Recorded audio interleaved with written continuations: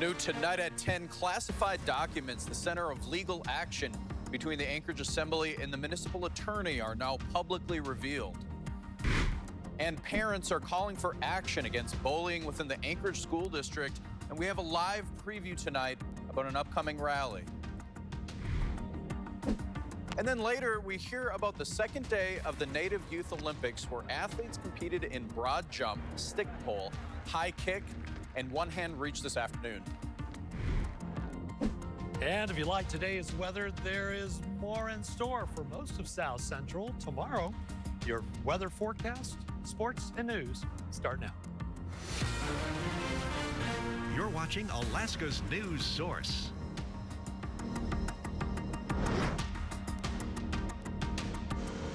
Good evening. We're following breaking news tonight. Anchorage police reporting a motorcyclist seriously injured after a collision with a vehicle. The crash on Lake Otis Parkway and 56th Avenue resulted in a motorcyclist being transported to the hospital. We will keep you updated with the details of this incident as more information is released. Expect delays on Lake Otis Parkway between East 52nd Avenue and East Dowling Road. You can find more information at alaskasnewssource.com.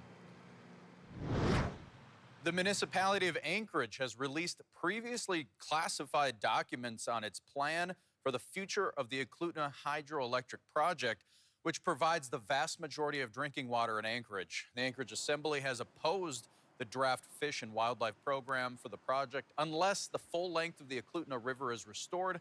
The native village of Eklutna wants the same outcome. That river has largely been dry since the 1950s, and the project's owners, which include the municipality, are required by an agreement decades ago to address the dam's impacts on fish and wildlife. The plan submitted this week to Governor Mike Dunleavy by the project's utility owners doesn't include the full restoration of the river. The Anchorage Assembly took legal action against Municipal Attorney Ann Helzer in relation to these previously classified documents, which is a binding term sheet for the hydroelectric project. That term sheet, which is largely the center of the Assembly's legal action, was released by the municipal attorney and includes maps of the project and diagrams of specific changes to its current infrastructure. The documents also include a confidentiality agreement, which the city says they have waived so that these documents can be released. And Helzer also issued a letter to the Assembly in response to their legal action. Assembly Chair Chris Constant says he won't have comment on the documents until next week, or on Helzer's response until next week. The city has said that they don't comment on active court cases.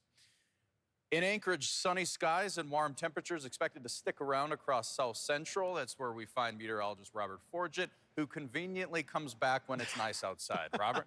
It's been nice all week. Pretty nice weather, Joe, and it looks like we might even have a little bit more. Let's look at the sunset tonight. Look how beautiful. All right, thank you so much, Robert. One person is dead, another seriously hurt after the National Park Service says a two-person team climbing Mount Johnson fell 1,000 feet as they hiked a 5,000-foot path full of steep rock, ice, and snow. The roped climbers were ascending a route known as the Escalator on Mount Johnson when another climbing party saw the fall. The witnesses tried to help rescue the pair and called for help at about 10:45 last night from the Alaska Regional Communications Center. A flight rescue team with mountaineering rangers responded this morning, rescuing the injured hiker, but they were unable to recover the other person's body. Their identities have not been released. We have extended details live on our website right now at alaskasnewssource.com and our mobile app.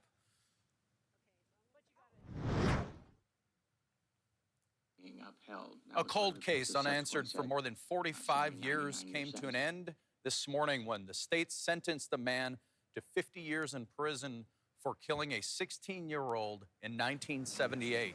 67-year-old Donald McQuaid was convicted in December of killing Shelley Connolly, whose body was found near Beluga Point. McQuaid was convicted of first and second-degree murder in 2023 after a DNA test from 2019 connected him to her death. The defense arguing because of his age, McQuaid should receive a 20-year sentence.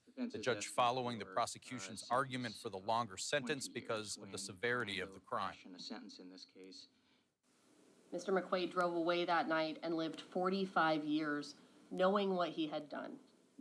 And if he has been remorseful or guilt-ridden all of these years, he has hidden it well from his friends and family. If people, brought up the word remorse so much during this trial, saying I didn't show any, I don't have any, it's because I didn't do this. McQuaid's defense didn't comment after the trial further than saying that they plan to appeal.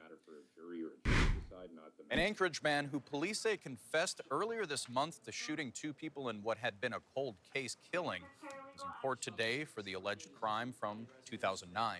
56-year-old John Dahlquist called APD from the Tudor Bingo Center earlier this month, allegedly saying that he had information about the case. Dahlquist was later indicted on 3 counts of second-degree murder.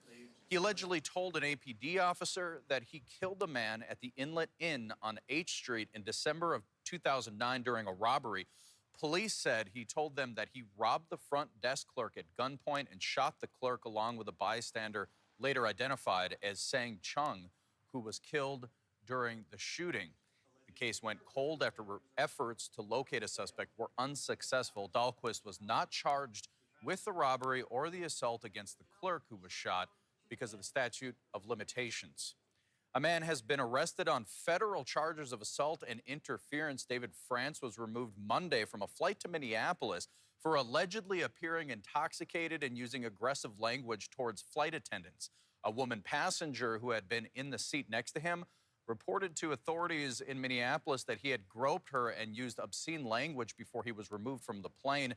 France attempted to board another flight to Minneapolis on Tuesday and was stopped by airport authorities.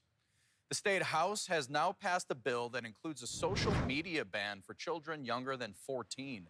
This being an add to the Homer Representative Sarah Vance's sexual abuse material bill, the bill passing 33-6, also stating social media platforms must require a parent's written consent for someone under 16 to create a social media account. While most supported the bill, some House minority members opposed it with questions of its constitutionality and possible unintended consequences. The bill also has a reimbursement for families of $100 each year, which can be used or could be used for parental control software. This now heads to the Senate. A bill has now unanimously passed the Senate with a new Department of Public Safety requirements. Longtime Gullivan Senator Donald Olson saying it was an honor to carry the bill because the issue has plagued Alaska Native communities in the state far too long. The bill would require the Department of Public Safety to employ at least 2 people to investigate cases involving missing and murdered Indigenous persons.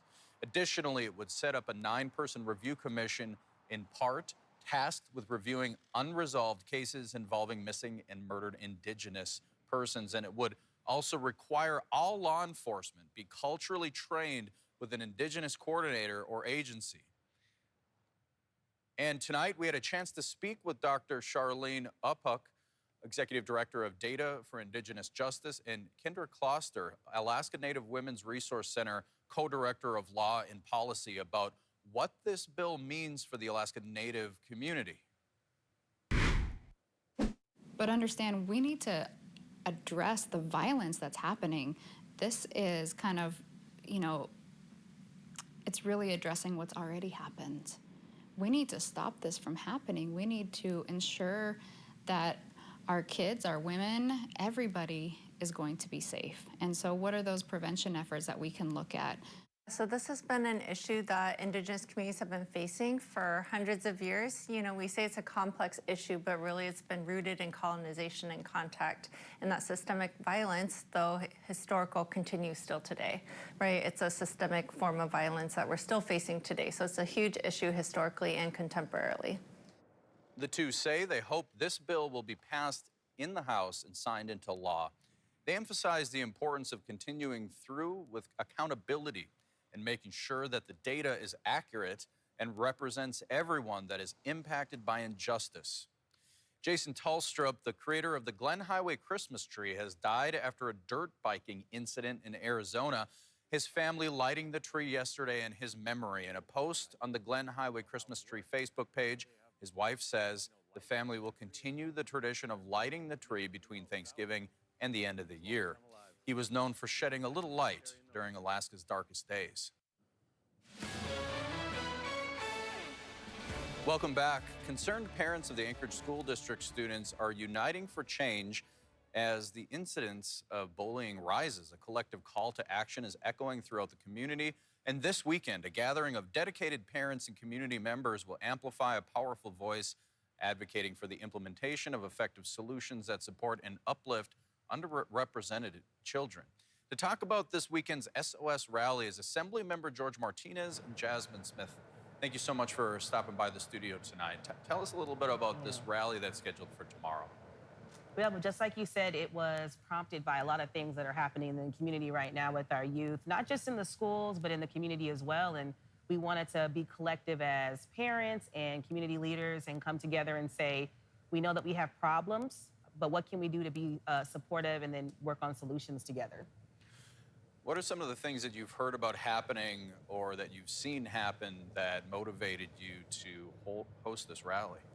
Well, I think I'll say a few things and I'll let George Sure. say some. But of course, of just an increase in bullying and increase in violence in and outside of the schools and just, frustrated voices from parents. Yeah, and our kids have really been left behind with respect to the recovery efforts and making sure they get back on track. And so there's still a lot of trauma that our kids are dealing with. There's a lot of gaps in our community. A lot of parts of our system are not funded adequately. And then there's not a lot of support for our young people. So we want to put a spotlight on the attention, drum attention and energy, and make sure that parents know that we can stand together and support our children. So what are some of the goals with this message with the Anchorage School District, and how will the focus be on youth of color and unrepresentative kids be prioritized? Yeah, so I think, a big thing is, number one, understanding that we do have problems, but viable solutions can come from it. And that was the approach that we really wanted to take with regards to Anchorage School District and other organizations. We wanted to be able to say, we can come to you and say that we have these issues and grievances. We can also get things done at the same time. And so our collective goal is to have not just people meeting tomorrow, but having tangible resolution and activities afterwards. Right. Tomorrow is really about seeing each other, finding each other.